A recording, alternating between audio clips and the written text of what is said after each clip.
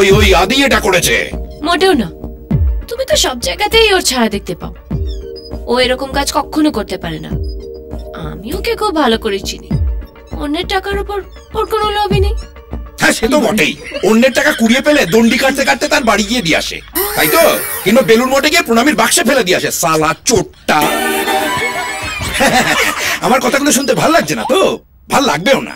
Phone করে দেখ, বাড়িতে বসে আমার টাকায় কচি পাটা ঝোল খায়। এই ফোন নাম্বারটা দে তো। হ্যাঁ স্যার বলুন, আমি আপনার জন্য কি করতে পারি? এই পাজি পাজারা আদি বজ্জাতের কালি, আবার জিজ্ঞেস করা হচ্ছে কি করতে পারি? যা করেছি সালি তো আমার কুচকে গেছে রে। ওমা সে কি স্যার, আমি করলামই বা কি, আর আপনার কোচকালোই বা কি করে?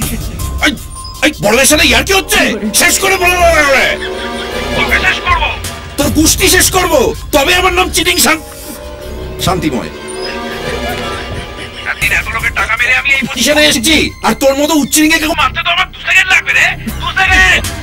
মনে রাখবে, রিয়েল এস্টেট ঠিক শান্তিময় তোর মতো সব কলোনির ছাড় পোকাকে টিপে মারে, পিষে মারে, ইয়ে করে মারে একদম। মারার কথা বলছি তো, চুপটি করে রয়েছে। এক্ষুনি বিয়ের কথা বলতাম, নাচতে নাচতে দৌড়ে এসে গলা জড়িয়ে ধরে চুমু খেত। সে তো খেতে। এই কিছুতেই আমার নয়, অন্য কারো মেয়ে। কে সে? বলে যাও। স্যার, স্যার ভাবুন আপনার টাকা ইঁদুরে কেটেছে।